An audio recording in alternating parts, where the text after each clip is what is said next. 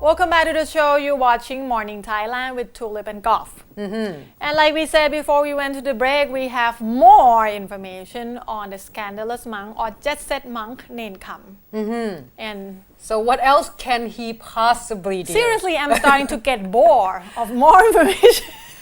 Well, It's just too much information. Anyway, I'm amazed. Let's just put it that way. I'm amazed that it's still Right. more and more surface. Anyway, we heard that he had bought 22 cars Yeah. for 95 million baht. And we thought it's a lot already.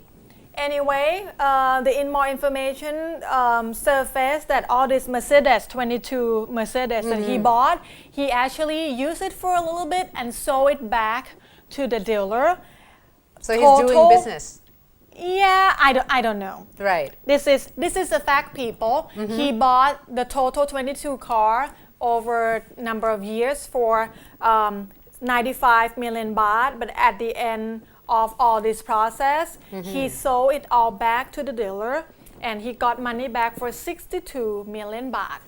So that's why the police and the DSI and AMLO think that this involves some kind of money laundering. I say it. Anyway, after that, yesterday, new information.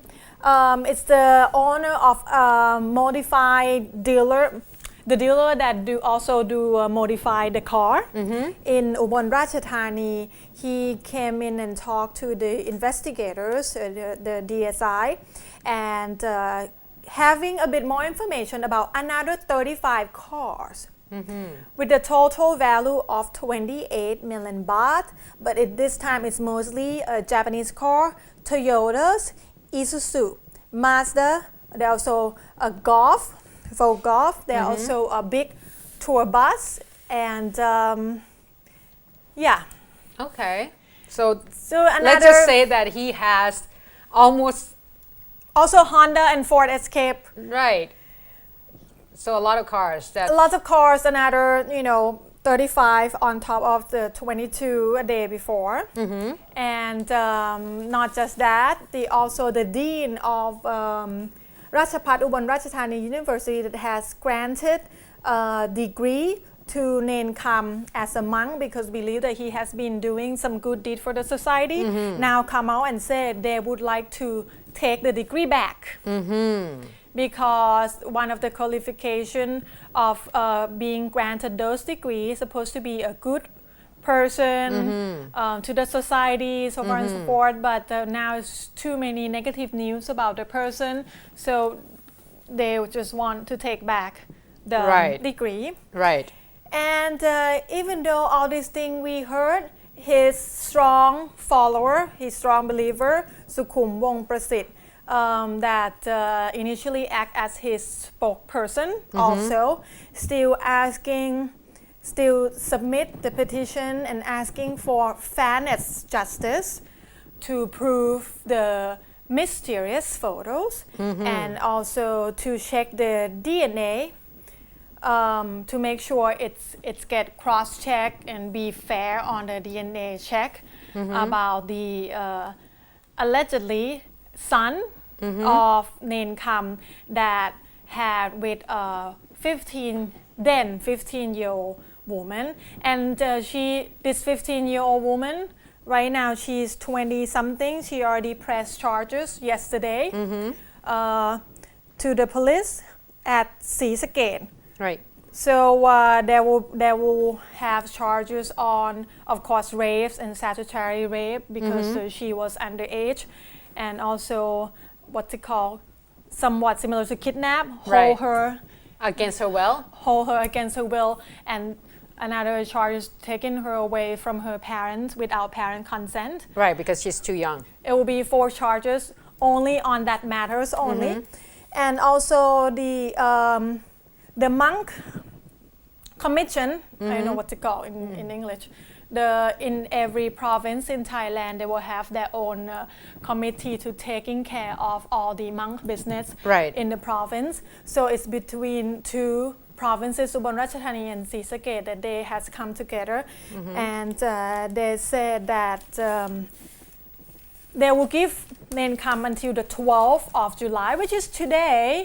If he doesn't show up or have any more evidence to prove he's innocent, they will disrobe him. But we heard this so many times already, so until it happened, we wouldn't know yet about disrobe. So it's coming close to the, I think, hopefully the end of the saga. the saga. Yes, it can be the saga already. Yes. So, well, I really do hope that, he's coming back soon. If not, just to disrobe him and, stop calling him monk, really. Yeah. And stop giving him... The thing is, I think the most important issue is that his follower has to realize that, he's no longer a good monk. Right. And because even if he has been disrobed, if the followers still truly invested and believe in him and still, give him respect or money, so on and so forth, it was still ongoing. Like, I don't think he would care much. Anyway, Mr. Sukhum, that also acts as his spokesperson, also submit the photo of his brother that they said they went into novice. Is it called novice? Before become a monk. Oh, the novice. Yeah. The novice. That they went to that they became novice at the same time, and just to show how similar looking they are. But people said if you really honest about it, why this particular brother doesn't show up anywhere? I know. He has a brother that exactly look like him. I don't know. Anyway, it just doesn't pan out. This is not going to end easily.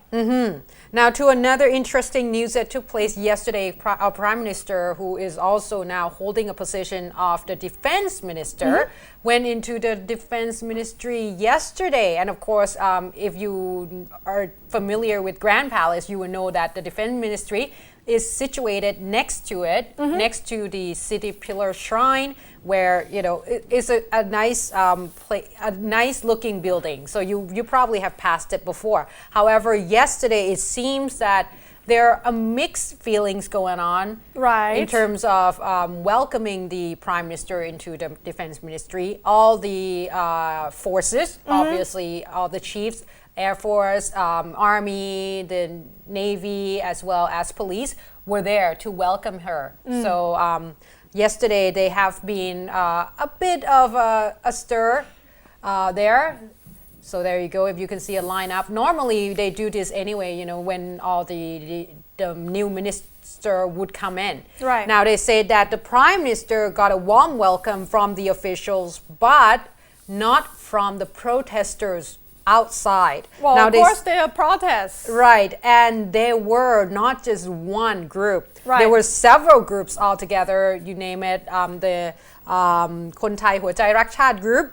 The was it multicolor groups, as well as many other.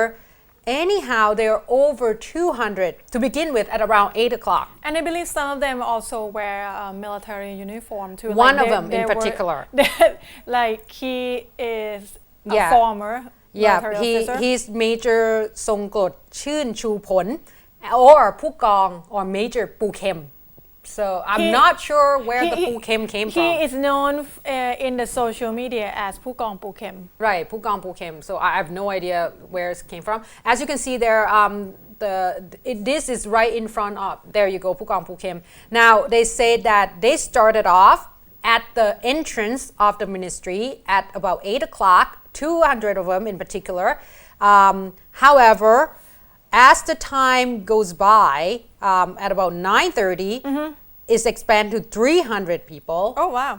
And there was like a loudspeakers talking, attacking the government, as well as the ministry, of course, with the whole audio clips thing. Right. So we have heard about that. So by 11:09, that's a close-up shot. Yeah, Major Songkot, obviously, Pukong Pukem, he actually laid himself in front of the path that the Prime Minister's car on the was road supposed to be going into.